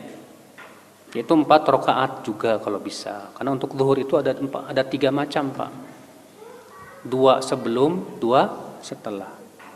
Yang kedua 4 sebelum, 2 setelah. Yang ketiga 4 sebelum dan 4 setelah. Dan semuanya hadisnya sahih, Pak. Sebutkan dalam hadis, man hafadha ala thintai asyrata raq'ah bunya lahu baitun fil jannah. Siapa yang betul-betul menjaga 12 rakaat sehari semalam, dibangunkan untuknya rumah di surga. Itu 2 sebelum subuh, 4 sebelum zuhur, 2 setelah zuhur, 2 setelah maghrib, dan 2 setelah isya. Masya Allah. Kalau kita jaga terus itu kata Rasulullah dibangunkan rumah di surga. Bayangin Pak. Kalau Bapak mau bangun rumah di dunia pakai apa Pak? Nyari duit, capek. Kalau kita pengen dibangunkan rumah di surga, jaga nih kata Rasulullah 12 rakaat ini. Yang satu yang lain, siapa yang menjaga 4 sebelum zuhur dan 4 setelah zuhur, maka ia tidak disentuh neraka. Ini berat memang Pak. Karena waktu zuhur ini waktu sibuk biasanya. Tapi kalau kita bisa jaga luar biasa itu. Tapi yang paling bagus ya kita lakukan sholat sunnah itu di mana? Di rumah. Kalau bisa. Ya. Al-wirdul khamis, wirid yang kelima. Ma ba'da dzalika ila al-'asr. Itu setelah sholat zuhur sampai asar. Fayustahabu lahu fi hadzal waqt al-ishtighal bidzikri was-shalah wa fununil khair wa min afdhalil a'mal intidharus shalah ba'da shalah. Maka disunahkan pada waktu itu sibukkan dengan zikir, sholat, demikian pula amal-amal kebaikan yang lain. Apalagi kalau dia berada di masjid sampai sholat berikutnya, itu lebih bagus lagi. Karena kan kita udah, ini menunjukkan Pak, istirahat siang itu yang bagus sebelum zuhur. Makanya dalam satu riwayat, dahulu para sahabat biasa sholat tidur siang atau istirahat siang itu qailullah sebelum zuhur, kecuali hari Jumat. Maka mereka jadikan qailulahnya setelah Jumatan. Ya. Jadi itu akal Islam. Tapi kalau misalnya kita sebelum zuhur enggak bisa qailulah, ya kita upayakan qailulahnya setelah zuhur. Ya. Kok enggak disebutin makan siang sih? Ya makan siang ya baguslah kalau enggak puasa, ya. Enggak disebutkan oleh beliau karena beliau ingin hanya menyebutkan tentang tugas-tugas ibadah waktu itu. Ya. Al-wirdus sadis. Kemudian wirid yang keenam. Idza dakhala waqtul 'asr ila an tasfarra syams. Kalau masuk waktu asar sampai matahari menguning. Walaysa fi hadzal waqt salatun siwa 4 rakaat bainal adzanain thumma furidal 'asru. Thumma yatashaghal bil aqsam al-arba'ah allati sabaqa dzikruha fil wirdil awwal wal afdal fi tilawatul Qur'an bit tadabbur wa tafahum. Kata beliau di saat ini kita lakukan apa? Salat asar, tapi usahakan kita qobliyah asar 4 rakaat. Karena disebutkan dalam riwayat Abu Daud dengan sanad yang dan hadis itu hasan insyaallah, Rasulullah bersabda rahimallahu mra'an shalla qabla al-'asri arba'a. Semoga Allah merahmati orang yang sholat sebelum asar 4 rakaat. Jadi kalau kita sholat 4 rakaat sebelum asar itu Pak didoakan oleh Rasulullah semoga dirahmati, masya Allah. Ya. Kemudian setelah itu sholat asar. Setelah itu kita sibukkan dengan zikir. Yang paling utama membaca Al-Quran. Setelah zikir pagi dan petang selesai, ya. Kemudian mentadaburi dan memahami Al-Quran. Masya Allah. Ini wirid yang keenam. Al-wirdus sabis. Sekarang wirid yang ketujuh. Ini wirid siang ada berapa tadi? 7. Min isfirari syams ila an taghrub. Dari matahari menguning sampai terbenam. Wa huwa waqtun syarif, ini waktu yang sangat mulia. Qala Hasan al-Basri, kanu ashadda ta'dhiman lil 'ashi min awwalin nahar. Al-Hasan al-Basri mengatakan dahulu salafus saleh lebih mengagungkan waktu sore ini dibandingkan waktu pagi. Ya, jadi menurut salafus saleh waktu sore itu lebih utama dibandingkan waktu apa? Pagi. Fa yustahabu fi hadzal waqt at-tasbih wal istighfar khassah, dan disunahkan waktu itu banyak-banyak bertasbih dan istighfar kepada Allah. Banyak berzikir kepada Allah. Ya. Nah ini akhi azani Allah wa iyyakum 7 wirid di waktu siang. Saya kira cukup sampai di sini. Kita buka tanya jawab. Bagi yang mau bertanya silahkan. Bolehkah digabung ayat kursi, Al-Falaq, An-Nas, Al-Ikhlas dengan zikir pagi dan petang? Saya belum mendapatkan riwayat tentang masalah ini. Apakah bisa digabung atau tidak ya? Saya juga belum mendapatkan pendapat ulama mengatakan tentang masalah ini. Tapi apa sih susahnya kalau baca masing-masing? Kan tambah pahala, Mbak. Iya. Bagaimana caranya dicintai oleh Allah, Ustaz? Dan cara khusyuk dalam sholat. Karena saya enggan merasakan ketenangan yang dulu pernah saya alami. Saya takut tidak ini dicabut sama Allah, Ustaz. Maksudnya saya enggak mau merasa saya enggak merasakan ketenangan yang dulu pernah saya rasakan. Oh, dulu khusyuk, sekarang enggak khusyuk. Nah, Pak, kalau dulu bisa khusyuk, sekarang enggak khusyuk, apa sebabnya? Coba pelajari. Karena untuk menyembuhkan suatu penyakit, kita harus tahu dulu sebabnya apa. Dulu Ustadz saya bisa khusyuk dalam sholat, kenapa sebabnya? Ya waktu itu saya nggak banyak pikiran. Sekarang saya banyak mikirin utang, mikirin cari nafkah, mikirin pantesan aja. Bisa jadi nggak bisa khusyuk itu karena banyak apa? Pikiran. Ya, makanya coba antum pelajari kenapa sih sekarang kamu nggak bisa khusyuk. Dulu kamu bisa khusyuk, kenapa? Yang kedua, kekhusyuan itu mengikuti rasa takut kita kepada Allah. Semakin kita takut kepada Allah, insya Allah semakin khusyuk. Semakin kurang takut kita kepada Allah, biasanya kurang khusyuknya, Pak. Maka sekarang kita tanya, ya, dulu kita khusyuk, sekarang nggak khusyuk. Apa maksiat yang pernah kita lakukan? Ya, sekarang kita ini sibuk apa sih sampai nggak bisa khusyuk? Kalau ternyata kita sekarang sibuknya HP, ya, media sosial, Facebookan, YouTubean, Instagraman, pantesan dia nggak bisa khusyuk. Kenapa? Karena yang namanya hati itu, Pak. Hati kalau asyik dengan sesuatu, biasanya tidak asyik dengan yang lain. Benar.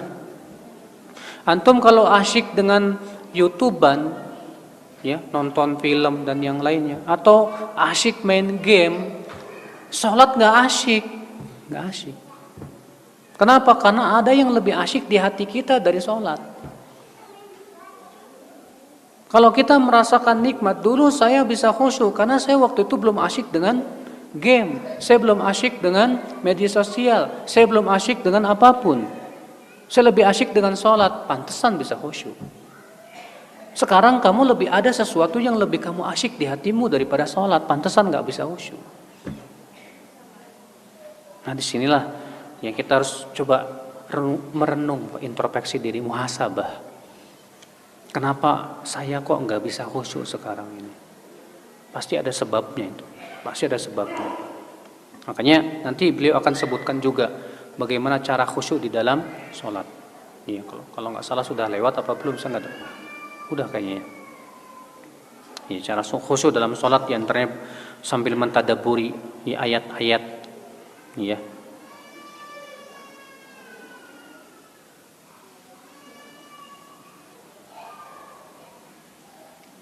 Katanya boleh bermajlis kepada siapa saja selama yang disampaikan Quran dan hadis. Rasulullah bersabda, mensifati kaum Khawarij. Kata Rasulullah SAW apa, Pak? Tentang orang Khawarij, yaqra'unal Qur'an. Mereka membaca Al-Quran dan bahkan menghafal Al-Quran. Yaquluna min qawli khairil bariyah. Mereka juga membawakan sabda-sabda Rasulullah SAW. Yamrukuna minad din, tapi mereka melesat dari agama. Kama yamruku sahmu minar rabiyah, seperti melesatnya panah dari buruannya. Ternyata Rasulullah mensifati orang Khawarij itu bawa Quran, bawa hadis. Tapi subhanallah, orang Khawarij Rasulullah sebutkan apa? Melesat dari agama. Yang salah ini Quran atau hadisnya atau apanya yang salah, Pak? Pasti yang salah pemahamannya. Makanya kalau ada orang berkata yang penting ustadz itu bawa Quran dan hadis, belum cukup. Kenapa? Buktinya Rasulullah mengabarkan tentang kaum Khawarij, dia bawa Quran, bawa apa? Hadis. Dan ternyata hasilnya malah melesat dari agama. Aneh. Makanya Rasulullah SAW mengingatkan dalam hadis yang lain tentang pentingnya mengikuti pemahaman siapa?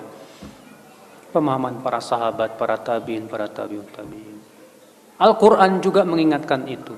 Dalam surat At-Taubah 100, "Was-sabiqunal awwaluna minal muhajirin wal ansar, walladzina taba'uuhum bi ihsan, radhiyallahu anhum wa radu'an." Dan orang-orang yang pertama kali masuk Islam dari kalangan muhajirin dan ansar, dan orang-orang yang mengikuti mereka, mereka siapa di sini? Muhajirin dan ansar. Allah ridho kepada mereka. Dan mereka pun ridho kepada Allah. Allah ridho kepada muhajirin dan ansar, dan Allah ridho kepada orang yang mengikuti muhajirin dan ansar. Berarti kebalikannya, Allah tidak ridho kepada orang yang tidak mengikuti muhajirin dan ansar. Makanya nggak jamin, Pak, orang bawakan Quran dan hadis itu pemahamannya benar, nggak jamin. Bapak tahu nggak, orang liberal pun bawa Quran hadis, Bapak. Orang liberal untuk mengatakan plural, semua agama sama, itu ditetapkan oleh Al-Quran, kata mereka. Mereka berdalil dengan surat Al-Baqarah 62. Innal ladzina amanu wal ladzina hadu wan nasara wasabiin man amana billah wal yawmil akhir wa amila shalihan falahum ajrum 'inda rabbihim wala khaufun 'alaihim wala hum yahzanun. Sungguhnya orang yang beriman, Yahudi, Nasrani, Sabiin, siapa yang beriman kepada Allah dan kehidupan akhirat, surga. Tuh lihat. Jadi sebenarnya semuanya masuk surga, cuma caranya aja beda-beda. Kita katakan ini yang salah ayatnya apa pemahamannya ya? Gak mungkin yang salah ayatnya, Pak. Pasti pemahamannya yang salah. Makanya dari itulah ya, akhi, ya. Gak cukup kita katakan yang penting dia bawa Quran dan hadis. Kita katakan kita lihat pemahamannya sesuai dengan pemahaman siapa. Kalau dia pahami dengan akalnya sendiri, bahaya, Pak, bahaya. Makanya Umar bin Khattab bertanya kepada Ibnu Abbas, "Hai Ibnu Abbas, aku merasa heran," kata Umar bin Khattab. "Heran apa ya Amirul Mukminin? Ini kita umat Islam ini Qur'annya satu, nabinya satu, kiblatnya satu. Tapi kenapa kok bisa pecah belah ya?" Apa kata Ibnu Abbas dengan jawaban yang luar biasa? "Hai Amirul Mukminin, kita para sahabat belajar bersama duduk di majlis Rasulullah. Kita melihat bagaimana Rasulullah mempraktekkan Quran, bagaimana Rasulullah menafsirkan Quran, dan kita memahami langsung dari Rasulullah SAW.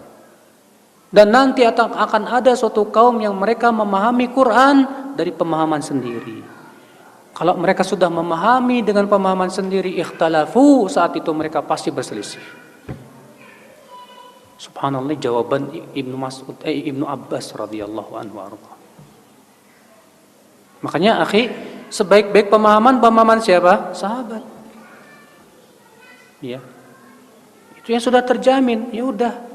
Kita gali pemahaman para sahabat dalam kitab-kitab para ulama banyak, alhamdulillah.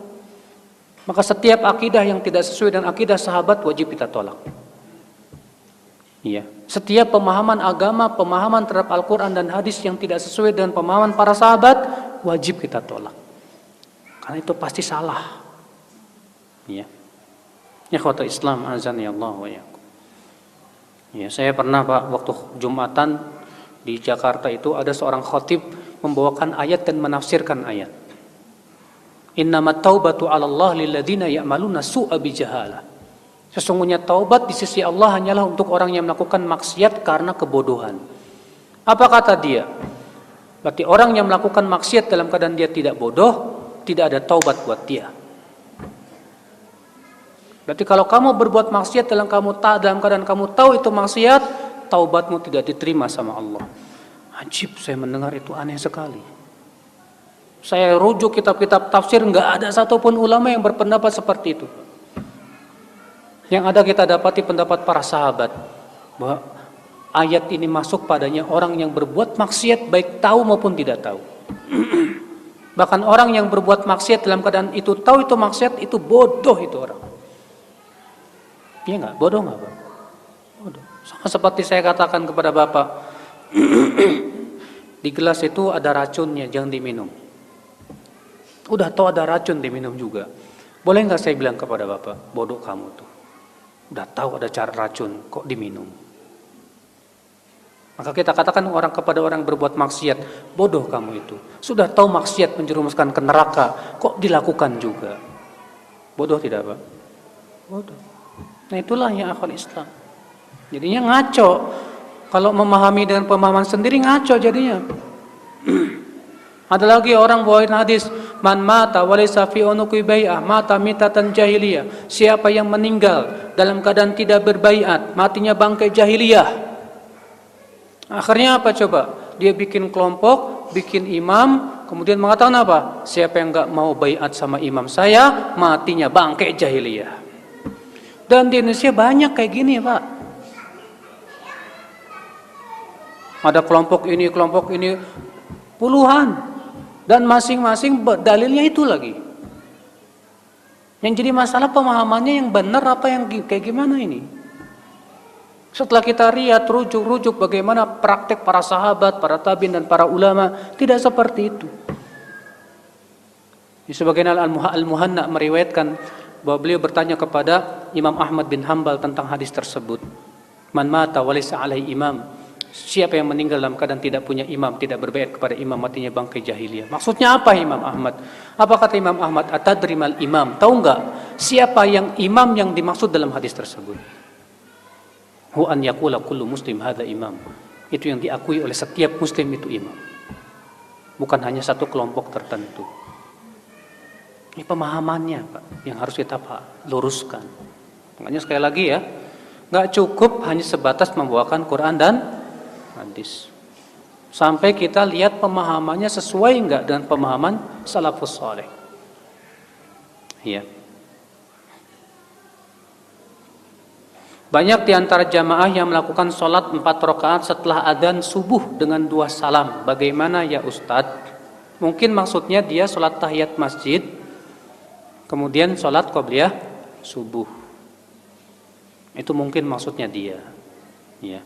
Walaupun sebetulnya kalau dia sholat 2 rakaat dengan niat sekaligus tahiyat masjid sudah cukup.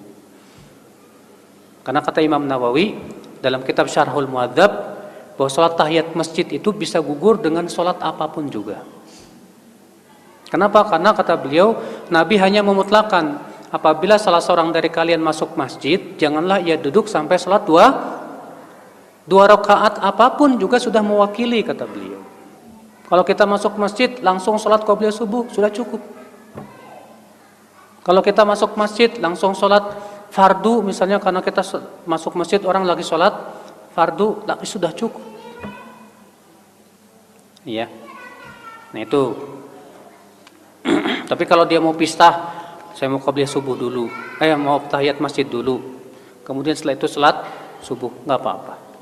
Silahkan. Kapan kita berdoa mengangkat tangan dan tidak mengangkat tangan? Pak, doa-doa yang itu sama dengan zikir, baiknya tidak mengangkat tangan. Contoh misalnya, doa mau jima. Nggak ada satupun riwayat Nabi mengajarkan mengangkat tangan. Ayo neng kita mengangkat tangan dulu. Allahumma jannibna syaiton wa jannibi syaiton ma razaqtana. Nggak ada. Doa masuk WC, nggak ada. Rasulullah mengajarkan mengangkat tangan. Allahumma inni a'udzubika minal khubuthi wal khaba'ith, sambil ngangkat tangan sambil masuk WC. Demikian pula sama ya setelah wudu, setelah adzan, ya itu semua tidak ada satupun riwayat Rasulullah mengangkat tangan. Bagaimana menumbuhkan gemar membaca? Oh, ini pertanyaan bagus banget nih, Pak. Karena orang Indonesia ini paling malas baca. Kita ini banyaknya senangnya instan. Sampai makanan juga instan, mie instan, ini instan, semuanya maunya instan. Sampai nuntut ilmu pun maunya instan gitu. Enggak ada semangat membaca. Baca satu halamannya udah ngantuk.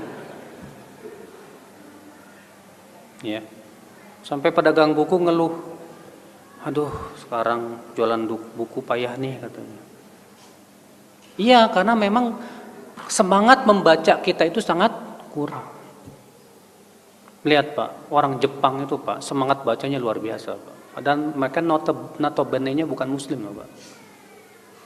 Saya diceritakan teman-teman saya, mereka itu kalau di kereta itu, mereka tidak menyanyiakan waktu mereka. Ada yang baca koran, ada yang baca majalah, pokoknya baca aja. Sementara kita, lihat sini, lihat sana, lihat sana. Coba bayangkan kalau alangkah lebih bagusnya kalau baca buku, Masya Allah.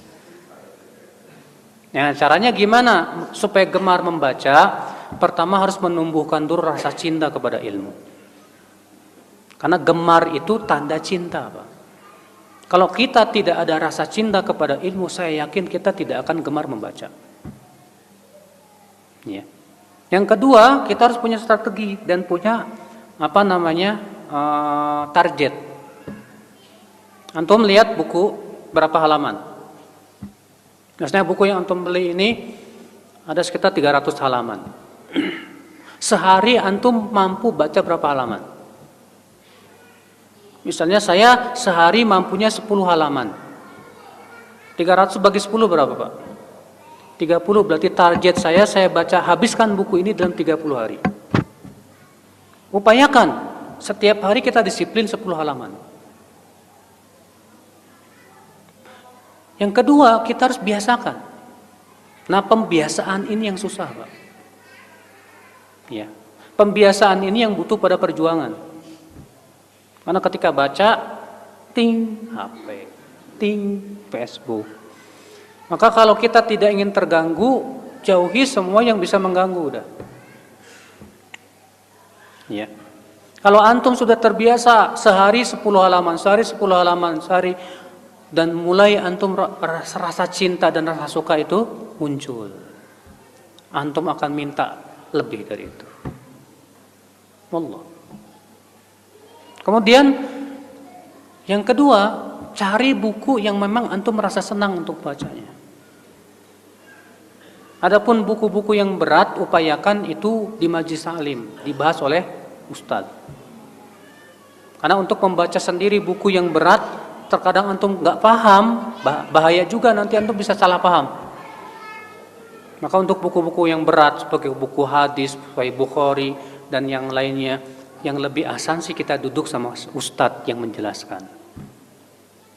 Adapun buku-buku yang mau kita baca yang ringan-ringan yang bermanfaat buat hidup kita, seperti masalah kitab akidah, kitab akidah ringan, kitab tentang akhlak ringan, kisah-kisah para nabi, kisah para sahabat ringan. Ya. Nah, yang penting kita berusaha untuk menumbuhkan dulu ya rasa senang membaca itu. Ya, tumbuhkan gemar membaca ini penting banget, Pak. Penting sekali. Bagaimana hukumnya datang ke psikolog? Nggak apa-apa. Kalau memang ternyata si psikologi itu tidak memberikan hal-hal yang bertabrakan dengan Islam. Ya, kalau psikologi ini ya dengan melihat bagaimana psikologi orang ini begini, oh bagusnya begini, kemudian diberikan solusi itu tidak bertabrakan dengan syariat Allah, ya dengan tidak bertabrakan dengan ajaran Islam, maka boleh. Adapun kalau diberikan solusinya bertabrakan dengan ajaran Islam, jangan. Ya. Allahu a'lam, semoga yang saya sampaikan bermanfaat. Subhanakallah bihamdik, asyhadu an la ilaha illa anta, astaghfiruka wa atubu ilaik. Wassalamualaikum warahmatullahi wabarakatuh.